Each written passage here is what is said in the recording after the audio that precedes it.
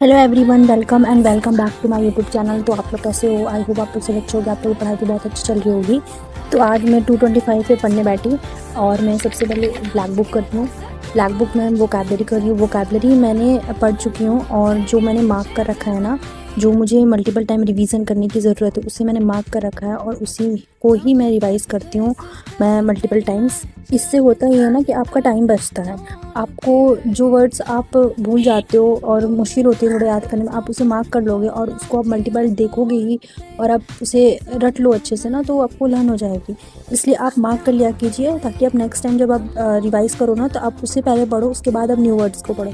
Black book करने के बाद मैंने पिनाकल से पॉलिटी के क्वेश्चंस को प्रैक्टिस किया। पिनाकल बुक में ये है ना कि आपको टॉपिक वाइज क्वेश्चंस मिल जाएंगे, तो आप उससे प्रैक्टिस कर सकते हो। और सैटरडे संडे मैं ये रिवीजन के लिए रखती हूँ और प्रैक्टिस के लिए रखती हूँ। तो मैं आज रिवाइज़ करूँगी जो मेरा डेली मैंने जो किया है हफ्ते भर में। और सैटरडे संडे आप रिवीजन के लिए रख लीजिए, आपको बहुत बेनिफिट मिलेगा। और क्योंकि आप रिवीजन नहीं करोगे ना, तो आपका सब कुछ बेकार है पढ़ना।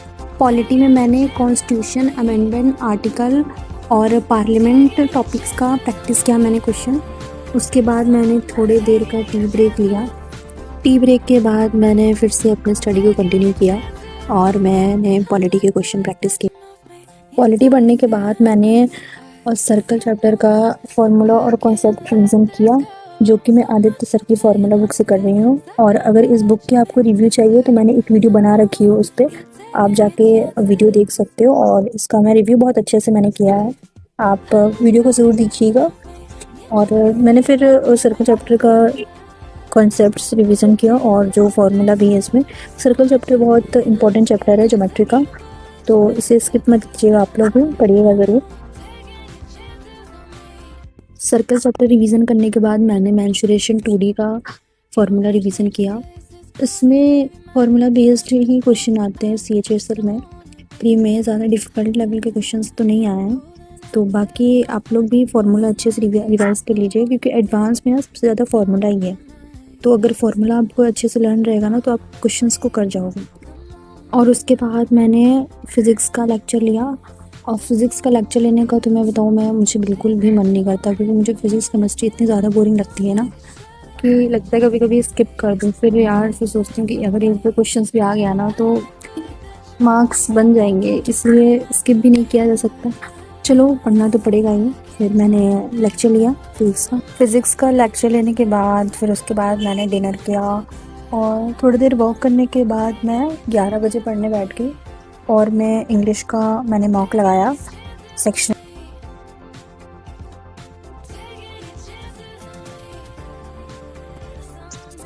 मॉक देने के बाद मैंने मॉक कॉपी रिवीजन किया इंग्लिश का।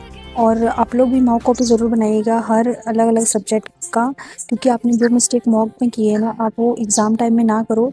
इसलिए आपको मॉक कॉपी सिर्फ बना के रख नहीं देना है, आपको उसको रिवीजन भी करना है।